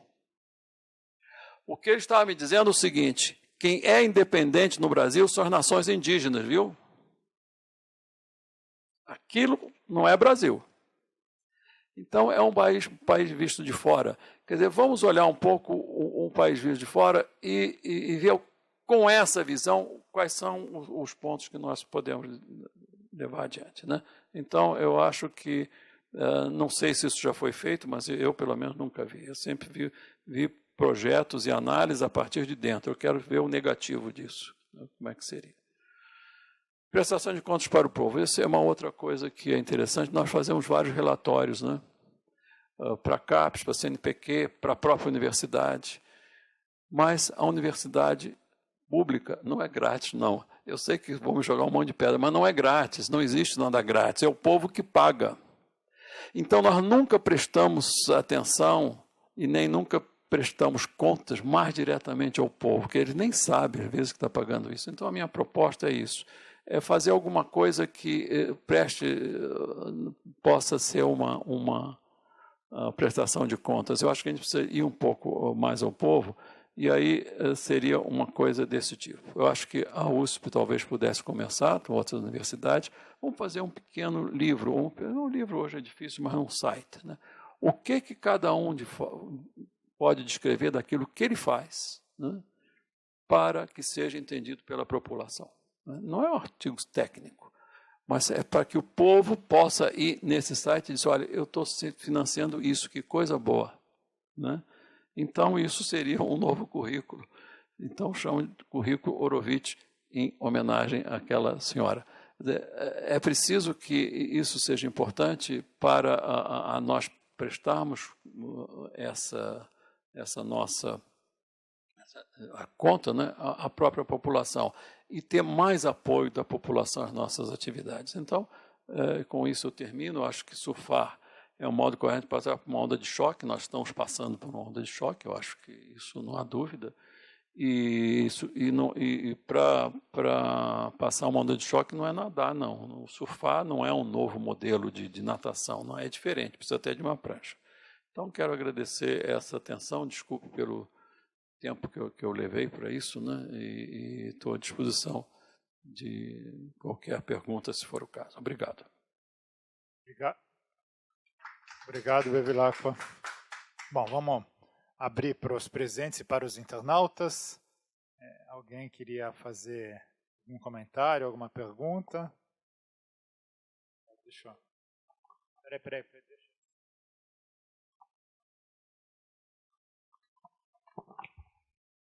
Obrigado pela sua presença e pela apresentação das suas ideias. Queria perguntar assim, você, por aquilo que está vendo, está passando uma temporada aqui no Instituto de Estudos Avançados e pela sua experiência lá no Rio de Janeiro e em várias outras cidades e regiões do país, você acha que a engenharia, o ensino de engenharia, as escolas, estão conseguindo, de fato, se mexer? Porque aparentemente ninguém é contra, pelo menos nas palestras, que haja uma renovação, desde a grade curricular, a maneira como é dada, a maneira como é pensada, novos temas, tal. Mas você acha que isso ocorre mesmo ou a gente está um pouco fazendo mais do mesmo, apesar de ter nome diferente? Obrigado. Ô, Glauco, eu acho que não está ocorrendo como devia, não. Eu acho que primeiro, um grande conservadorismo nas universidades. Ninguém quer sair da sua zona de conforto. E nós estamos fazendo, eu acho que nós estamos, nas engenharias, pelo menos, trazendo um grande prejuízo. Porque, como eu comentei, os grandes engenheiros, inclusive nessa universidade, né, Souza Lima, Décio Agotti, que faleceu, o Telêmaco que se foi, né, e outros nas áreas mais aplicadas, né, eles estão saindo e não estão sendo substituídos. No FRJ, o Hernani Dias, que trabalhou então em Angra 1, Angra 2, está na Promon, um grande engenheiro, talvez um dos melhores engenheiros de estruturas hoje, Eduardo Tomás, etc. Essas pessoas estão saindo. E um colega meu que esteve na área de engenharia mecânica, também um de órgãos de máquina, saiu e ele disse, agora, eu não sei, eu sou um bom pesquisador, mas eu tenho que ficar lendo o livro, porque disseram que eu tenho que dar essa cadeira. E eu tenho que ficar lendo o livro de órgãos de máquina para dar. Isso não adianta, isso aí não é a aula. Isso aí não se transfere. Então, Glauco, eu acho o seguinte, a parte profissionalizante, que é uma parte importante, não é só isso, mas eu acho que é uma parte importante na formação do engenheiro, ela está sendo prejudicada. Tá? A formação é uma formação clássica, e essa formação clássica ela é importante, valeu por muitos anos, mas ela tem que ser revista. Em dois aspectos. Primeiro, a nossa cultura de que o aluno só aprende quando houve uma aula. O aluno não aprende quando está na aula, principalmente, ele aprende quando ele estuda. Então tem que ter mais tempo para estudar. Tem que ter mais confiança, não precisa de ter essa quantidade enorme de disciplinas que o CREA exige para dar um diploma. Né? Então ele dá um diploma no escuro, porque ele não sabe como aquelas disciplinas foram dadas, né? E o que precisa ser outra coisa, se quiser a gente discute um pouco isso, mas precisa ter mais estudos, mais lugar para os estudantes ficarem nas universidades estudando, mais interação entre eles. Eu acho que isso está faltando, eu acho que nós não estamos realmente caminhando muito aceleradamente como devia. Talvez algumas iniciativas, umas com sucesso, outras não tão grande sucesso, mas uma revisão que está muito lenta. Em segundo lugar, na minha opinião, é o seguinte, o Brasil é grande demais, essa unificação do ensino e das regras, das disciplinas, não existe na Amazônia. Quem faz engenharia naval na Amazônia tem que fazer navio, barco para rio, que é diferente de fazer rio para o oceano. Então, tem que ser outro tipo de engenharia, né? Ela tem que ser mais regionalizada em termos, principalmente, de aplicações e de desafios. A ciência básica, essa permanece a mesma, porque ela é mais universal, né? E isso precisa ser também mantido. Eu acho que é extremamente importante. Tem que ser mantido, mas com uma outra referência. Então, essa que é da UFABC, né, que eu sou muito entusiasmado por isso, né? Quer dizer, não é mais física, química, cálculo, computação e mais não sei o quê, são outros. Quer dizer, quais são os grandes... O que se fala hoje nos jornais, nas empresas, nas revistas? Né? Energia. Então, energia é física, é química, é engenharia. Então, muda essas orientações, mudam esses focos. Né? Materiais, né? É outro ponto que está surgindo aí pelo mundo inteiro. Então, energia, materiais, processos, transformações, como está no FABC, né? Quer dizer, que foi discutido lá, comunicação e informação. Então, isso tem que ser mudado, mas isso é muito difícil. Uma universidade instalada é muito difícil. Novas podem ser, né? Podem ser desenvolvidas nesse sentido. Mas a gente não pode dizer, podemos ser derrotistas, bom, então não dá para fazer nada, eu acho que dá. A primeira coisa seria reduzir o número de horas. Eu fiz a análise das graduações aqui na USP ano passado, né? Alguns departamentos, alguns estão tentando fazer, estão tendendo para isso, mas é muito pouco, não precisa. Não precisa ter 6 disciplinas no período, não precisam ter 200 e tantos créditos, 3.000 e tantas horas de aula. E não é isso que faz a competência, né? Isso faz o seguinte, contratação de mais professores. Isso é muito eficiente, porque dessa disciplina, cria uma disciplina, então você precisa de gente, então contrata mais gente. Não precisa. Precisa de mais entrosamento, quer dizer, mais comprometimento com o aprendizado na universidade. Eu acho que tem que ter essa preocupação e colocar muitos estudantes, né, dentro desse circuito. Não é impossível, é difícil, mas não é impossível não, sabe? Mas eu sou... desculpa, eu gostaria de dizer que eu era mais crente, mas eu não me sinto, eu acho que é difícil, tá? E essa universidade tem uma responsabilidade, como a gente viu aí, fundamental para o país, porque ela forma muito mais gente do que todas as outras, mas muito mais, não é um pouquinho não, é muito mais. Então, é preciso que as pessoas acordem aqui, né? A produção industrial, inclusive São Paulo, é muito maior do que o resto, é um outro mundo. Então, a responsabilidade é muito maior, e eu gostaria muito de ver, e eu vou ficar dando esses estímulos, né, para ver se pode acontecer alguma coisa. Agora, o que eu acho que é difícil, mas alguma coisa pode ser feita.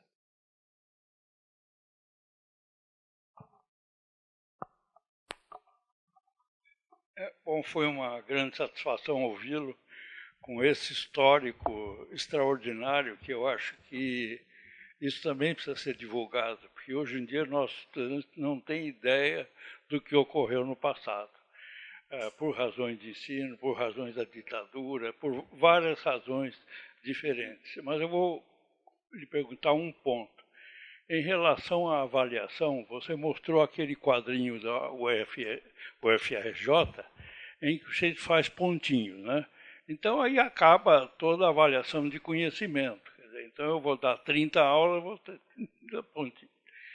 Aqui também eu sinto um certo efeito negativo da exacerbação da avaliação, como ela vem sendo conduzida. Ela me parece que foca muito no indivíduo e acaba gerando uma competição que não é salutar, não uma colaboração. Eu tenho a impressão que, por exemplo, nós tivemos lá no IME professores excelentes que davam aula de cálculo na Poli. Eles ganharam até prêmio por isso. Não eram assim produtivos cientificamente, mas a contribuição deles para o departamento era fantástica. Então, eu acho que o departamento devia ser julgado como um todo e prestar conta dos resultados. Então, eu gostaria de ouvi-lo. O Caio. Posso aproveitar? Tem uma pergunta do internauta aqui. Sei. É mais ou menos relacionada, e a gente ganha alguma escala, que é pergunta do Jorge Paulos Dias. Obrigado pela pergunta.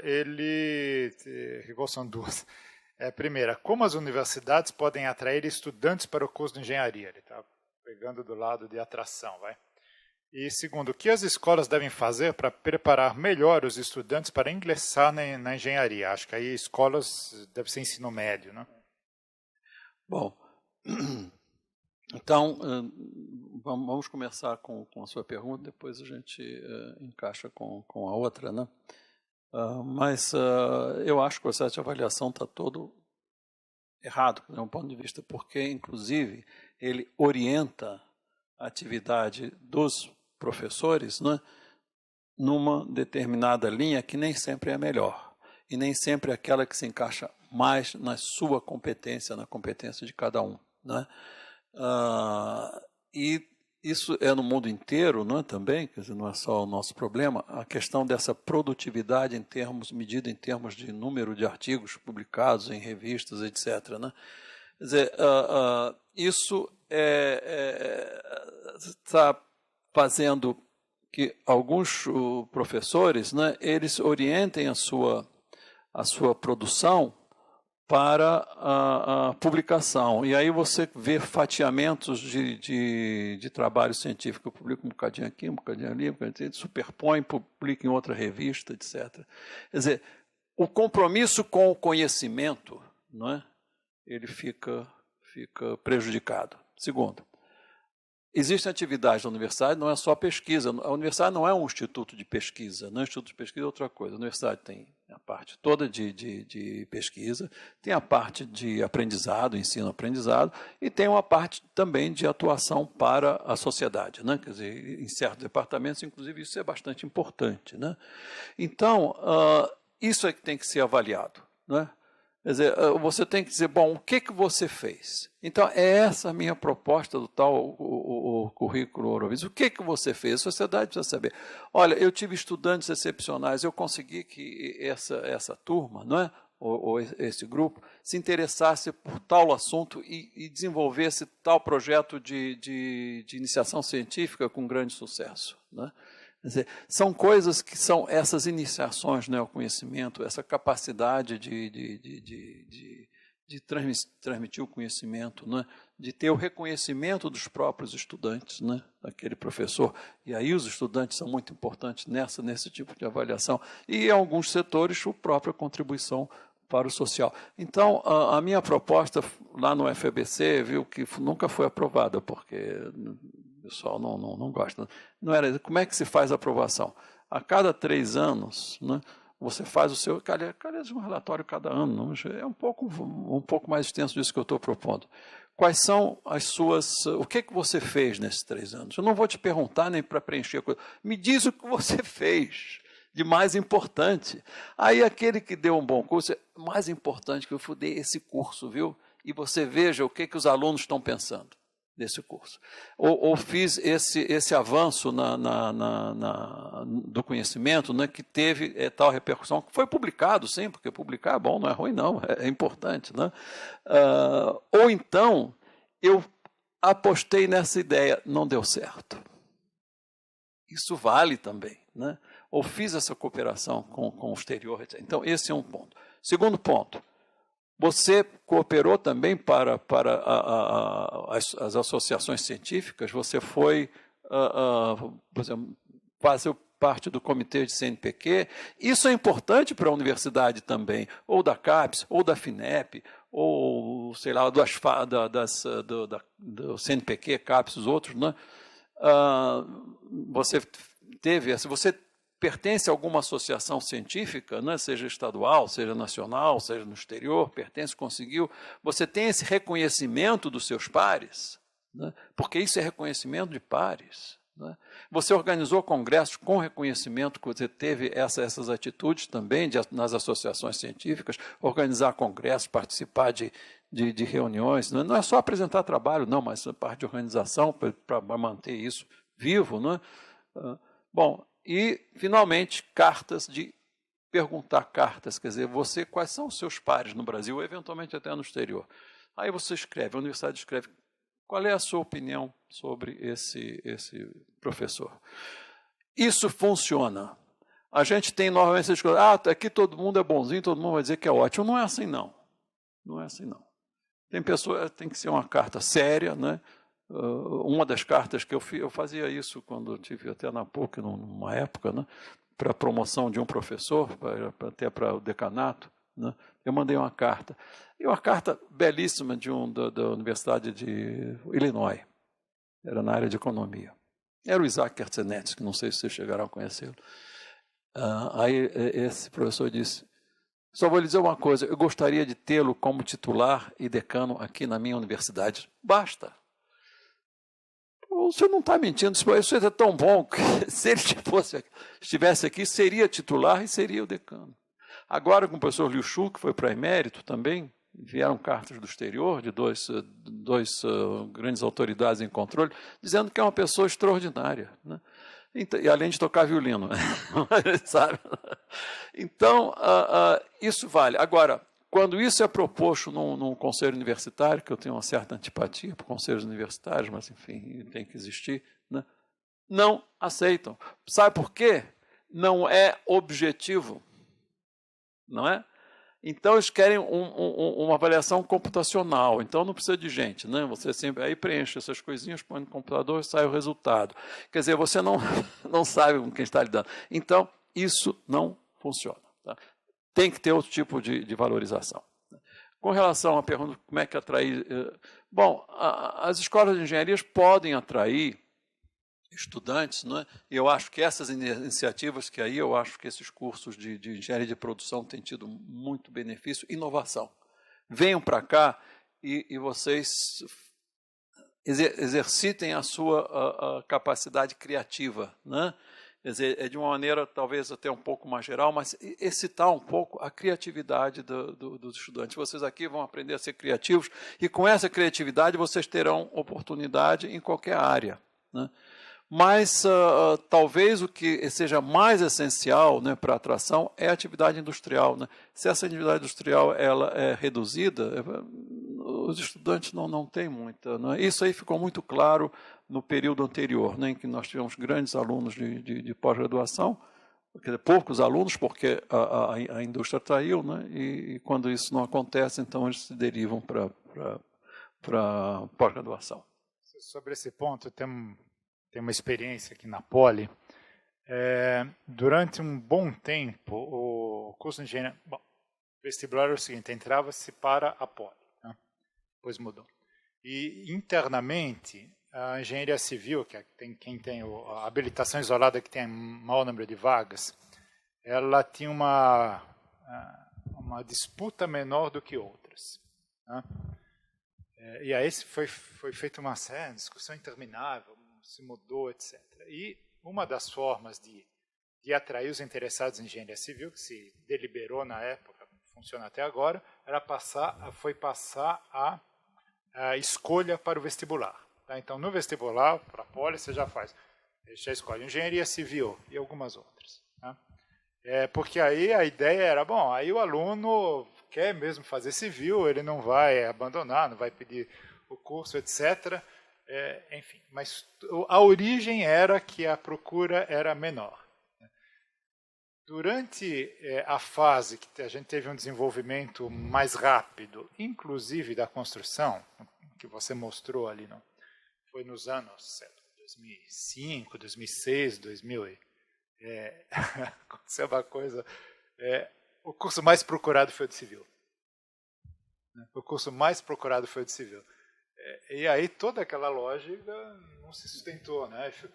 Foi mais que elétrica, que é uma coisa inédita na nossa história aqui, né? Então, isso é importante que você falou. Acho que os alunos eles reagem muito a como eles se projetam a partir da situação atual, né? Então, a indústria está crescendo, né? A engenharia é mais interessante. Uma outra coisa nesse período em que a indústria cresceu um pouco mais, ou ganhou um pouco mais de proeminência, nós temos um trabalho de formatura na produção, sou do departamento de engenharia de produção, que aliás, quase todos, na UFRJ tem praticamente igual, né? O aluno faz um estágio no 5º ano, tá? Mas é um estágio supervisionado. O 5º ano praticamente não tem aula. Tem algumas, teve uma época que a gente precisou aumentar o número de aulas para que o aluno pudesse voltar para ser orientado no trabalho de formatura. Mas, enfim, o número de aulas da carga é baixíssima, né? Ele faz um estágio e tem um orientador, né? E aí ele apresenta o resultado para uma banca, né, de no mínimo 3 professores. Isso é um mini mestrado assim, do ponto de vista de avaliação, é bem mais rápido, né? Enfim.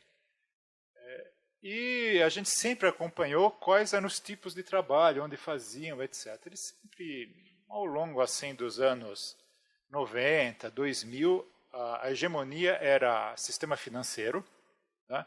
Mas não só modelagem financeira, que isso tem muito risco, etc., mas era também para atividades de tecnologia da informação do sistema financeiro, esse tipo de coisa, mas uns grandes contratantes que pagavam mais estágios, que ofereciam carreira e tal, e consultoria. Indústria, consultoria e serviço, indústria era bem menos. Isso foi invertido, né? Nós continuou o sistema financeiro, mas caiu de importância, tá? Consultoria continuou também, mas caiu, e indústria chegou mais ou menos no mesmo nível, tá? Agora regrediu, né? Então, acho que uma coisa da atratividade para o curso de engenharia, de uma forma geral, e para a tecnologia mais amplamente, a atratividade tem muito a ver com como se projeta, como a pessoa se projeta daqui a um tempo, isso tem a ver com como ela projeta o país e a economia e seu emprego, e que são coisas interessantes daqui a algum tempo. Tá? Isso é uma impressão, mas me parece bastante sensível, que acho que bate com o que você fala. Bom, a gente teria milhões de coisas aqui para conversar, mas, por exemplo, no ano 2000 nós fizemos um projeto, eu, Maurício Bovisso, Roberto Marques, e tinha um conjunto de alunos que hoje viraram docentes ou estão em empresa, na Valéria, na Federal de Minas, a Thaís, que trabalha no Rio Grande do Sul, e assim vai. E a gente acabou, era a indústria automobilística autopeças, e a gente acabou desenvolvendo um conceito que chama sede de projeto, que a gente percebeu muito facilmente que, por exemplo, aonde estava o controle, digamos assim, vou falar bem em termos de engenharia, da parte number, tá? O controle da especificação daquilo, tá? Onde estava o controle de engenharia, isso puxava fornecimento e puxava fabricação. Tá? A gente comparou alguns projetos de empresas, uns que tinham sede no Brasil e os que tinham sede fora, era uma diferença enorme, tá? Enorme. Uma das coisas que a gente me parece que tem pouco no Brasil são empresas cuja sede de decisão de engenharia esteja aqui. Né? Acho que tem problemas para isso, menos para brasileiros, tem algumas brasileiras que até têm boa atividade fora, mas tem muito pouca empresa estrangeira tem algumas excelentes, mas tem muito poucas empresas estrangeiras com sede de engenharia, de decisão de engenharia, pelo menos algumas coisas aqui no Brasil. Isso dá uma dinâmica difícil. Né? Como a nossa economia, de certa forma, nos setores chaves, é hegemonizada por multinacionais, cujo centro decisório está fora e tem pouca atividade de engenharia aqui no Brasil, acho que isso coloca alguns entraves. Eu acho que tem uma tendência com esse monte de startups que estão surgindo, aqui na USP, na Poli, na FEA, mas na UFRJ também. Bom, eu fiz mestrado na COP, eu tenho os meus amigos lá, eles também comentam. Na Unicamp tem bastante, na Federal de Minas, algumas, na PUC do Rio e assim por diante. Talvez, e tem empresas importantes que surgiram, né? Aqui da USP surgiu o Buscapé, o 99, será um monte de outras aí. Né? E isso talvez dê uma dinâmica diferente daqui para frente. Tá? Então, eu gostaria de ouvi-lo, assim, para a gente encerrar, como você, assim, rapidamente, como você vê o nosso futuro, assim, para além dessa crise que a gente está vivendo, que essa crise um dia passa, né? Mas como você vê o futuro, assim, da atividade de tecnologia, de desenvolvimento, com, digamos assim, um pouco mais de base tecnológica, de o Brasil ter áreas de excelência mundial, empresas de excelência mundial, e a gente não ser só reconhecido pelo futebol. Bom, ontem o Santos ganhou na Libertadores, pelo menos a gente continua sendo reconhecido pelo Santos Futebol Clube, né? Mas não só o carnaval, a música que é boa, etc. Tá? Que a gente possa, daqui a alguns anos, numa abertura de Olimpíada, de também um pouco da tecnologia, um pouco de outras coisas que o Brasil pode oferecer para o mundo. Bom, é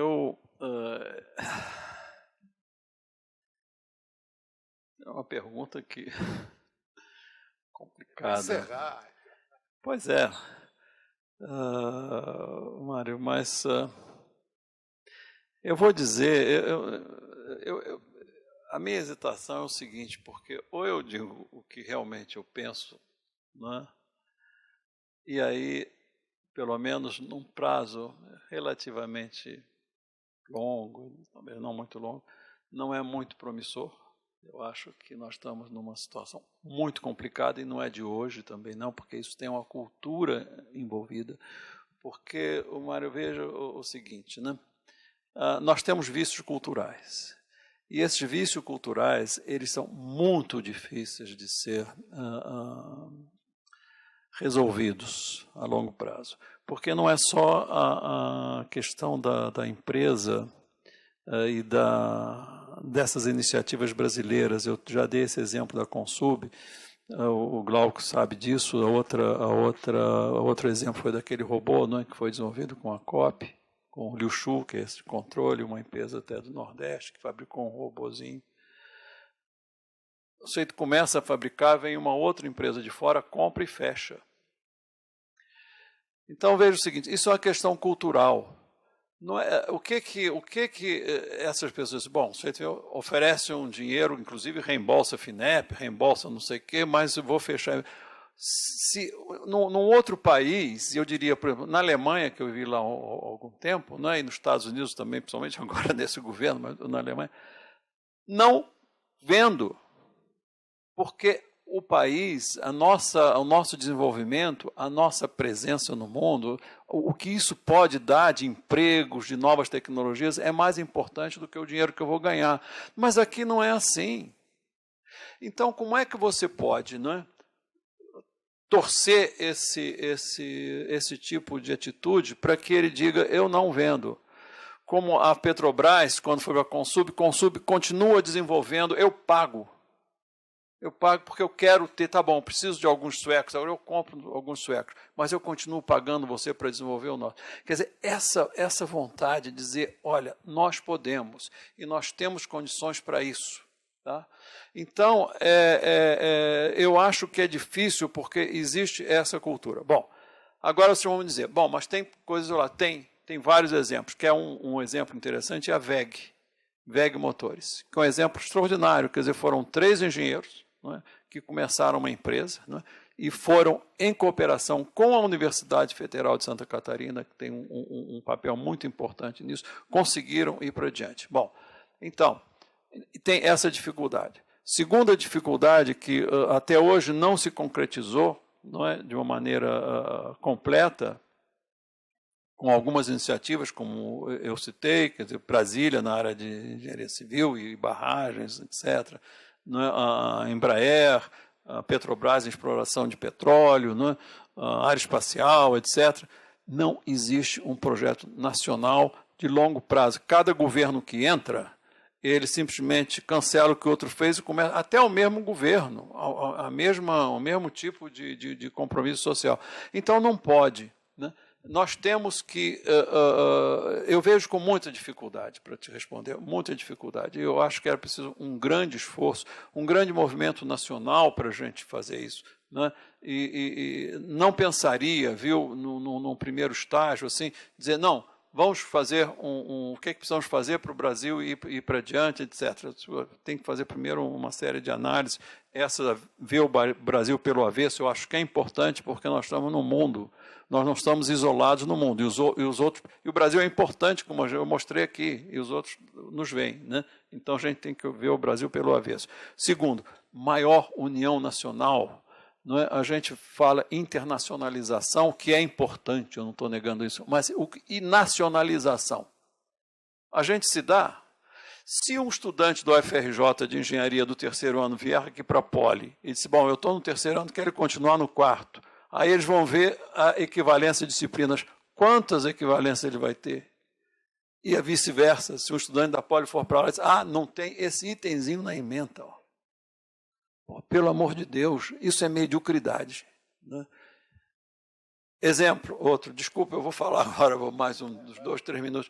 Há 2 anos atrás, houve um congresso, que é normal, um congresso numa engenharia química, eu tenho que falar as coisas. Né? O Congresso Nacional de Engenharia Química, que é um congresso tradicional no Brasil, muito bem sucedido, etc., a cada 2 anos ou 3 anos, não sei, e foi realizado, acho que esse foi em Santa Catarina, no Paraná, não sei. Conferencistas estrangeiros, o que é normal, né? Você abre, tem as Keynote Conferences, né? Eram 10. Quantos brasileiros? 0. E naquele ano, o professor Martin Schmoll, que está aqui nessa universidade, na Química, agora como visitante já há uns 2, 3 anos, tinha ganhado um prêmio do Max Planck. Então, o sujeito ganha um prêmio, os outros dizem, vocês são bons. E a gente diz, não somos, não. Essa cultura tem que mudar. Se não mudar isso, não adianta. Não adianta. Então, em vez de pensar assim a curto prazo, né, em grandes projetos, porque eu acho que só a resposta à sua pergunta seria o seguinte, só vai desenvolver quando nós tivermos um grande projeto nacional. E a Lua foi um grande projeto nacional. Os russos queriam ir espacial, os americanos, os chineses, os indianos. A gente não tem um grande projeto nacional. Nós podíamos ter, por exemplo, o mar, não vamos para a Lua, vamos para o fundo do mar. Nós temos 8.000 quilômetros de costa, nós temos petróleo, mas não é só petróleo, que tem riqueza desconhecida no mar, né? Então, era preciso isso.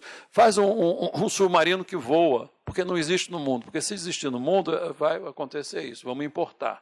Mas um submarino que depois sai como um avião não existe. Então, é impossível? Não é, nada é impossível. Então, esse é o projeto que a gente teria que fazer. A exploração do mar seria um grande projeto nacional, mas tinha que durar 15 anos, 20 anos, com investimento do Estado. O Estado tem que pagar isso, já diz essa Mariana Mazzucato. Não há solução sem investimento estatal. Ela e outros, como eu mostrei agora aí, né? Outras, tem que haver investimento do Estado, né? E, enquanto isso, temos que batalhar por isso, mas eu acho que é difícil. Mas fazer nada, não. Nós temos que nos unir mais, quer dizer, tentar produzir na universidade aquilo que a gente pode fazer, né? Se é ciência, conhecimento, criatividade, né? Como você disse, né? E nós chegamos a ter reconhecimento de fora. Olha, eu estive uns anos atrás, sei lá, uns 10 anos atrás, talvez, numa reunião no Rio, entre Brasil e Alemanha. Vieram vários alemães para fazer mais cooperação com o Brasil. E eles trouxeram gente, inclusive, de alto nível lá, ministros da área de indústria, comércio, etc. Discursos excelentes, né? Inclusive, levamos um susto, porque era uma audiência grande, né? Que os alemães começaram a apresentação assim: futebol, carnaval, um vídeo. Futebol, carnaval, eles não tinham ganho a Copa do Mundo ainda, foi futebol, carnaval, futebol. Eu disse, bom, lá vem essa história. Depois aquele parágrafo, ele disse, olha, o Brasil não é só isso, não. Aí, a indústria brasileira está crescendo. Foi naquela época em que saiu o tal foguete, lembra? No Brasil, em crescimento. A indústria está crescendo, as universidades estão crescendo, a cooperação internacional. Nós queremos cooperar com vocês nessas áreas. A gente quer ser um bom parceiro nessas áreas. Bom, o governador do Rio, não vou dizer o nome, estava lá. Aí ele fechou. Sabe como é que ele fechou a apresentação? Quem é Vasco da Gama aí? Que tinha sido campeão Vasco. Ora, não sei o que dizer. Então, aquela água fria, a gente via a cara dos alemães e disse, eu vim aqui dizer exatamente o contrário. Então, vamos nos unir, vamos valorizar o que é nosso. Não é? As revistas brasileiras têm excelentes revistas de física, inclusive, de matemática, de engenharia. A gente publica nessas revistas? Não. Por quê? Porque a CAPES, que somos nós, diz que elas não prestam. Quantos acadêmicos publicam nos anais da Academia Brasileira de Ciências? Então, eu vejo o seguinte, a gente tem que dizer, nós podemos. Eu acho que é esse o grande tema. Nós podemos e vamos nos livrar dessas culturas que nos aprisionam. Vamos ter mais liberdade de pensamento, entende? Dar mais chance a outras profissões. Valorizar curso de tecnólogo. Tem que ter muito mais tecnólogo no Brasil. O tecnólogo não é inferior ao engenheiro, né? Ele faz outra coisa. Ele é aristotélico. Aristóteles dizia, as coisas que você quer aprender, vocês aprendem fazendo. Então ele diz, bom, eu não vou aprender estudando, mas eu vou aprender fazendo, o que é uma outra maneira de fazer, outra maneira de aprender e de contribuir. Essas pessoas são importantes, né? Porque se você vê um bom técnico manejar um equipamento, cuidar de um equipamento, né, consertar um equipamento, você vê a maravilha que é, parece que ele é o equipamento. Ele conhece aquilo profundamente. Então, essa universidade tem uma responsabilidade enorme, né? A FABC também, viu? Porque é das novas aí e está num estado importantíssimo, né? Então, é importante, quer dizer, que o Estado de São Paulo, né, de uma certa forma, lidere esses movimentos, entende? De união nacional. nós precisamos reconhecer que nós somos bons. Então, e essa modificação, tanto quanto possível, do sistema de ensino. E a indústria, vamos deixar isso para diante, vamos continuar dizendo que é importante grandes projetos nacionais. É isso que eu acho. Obrigado, Bevilacqua. Obrigado a todos os presentes, a mais de centena de internautas que estavam acompanhando o nosso debate. Queria agradecer aqui o pessoal que ajuda a fazer com que isso aconteça e anunciar o próximo debate, próximo seminário. Bom, os seminários têm o apoio da Sandra e da Fernanda na comunicação. A Fernanda, inclusive, estava tirando fotos hoje aqui. Tem os nossos cineastas ali atrás. Eu sou italiano, é o Fellini e o Antonioni, certo? Mas também estou bem acompanhado, né, com o Fellini e com o Antonioni. O Jorge Soares e o Sérgio Bernardo. Tem a Raimunda, que cuida da Copa, que, aliás, tem um dinamarquês, um cara de teoria organizacional, que ele tem um livro super interessante, que ele fala o seguinte: o lugar mais importante onde tem que começar o projeto de uma organização é a sala do café. Tá? Aqui é a Raimunda, que cuida disso. Tá? Tem a Leonor, que é a nossa fotógrafa, e o Mauro, que está ali atrás, que é o nosso jornalista, que ajuda no apoio, na divulgação, nos textos, e assim por diante.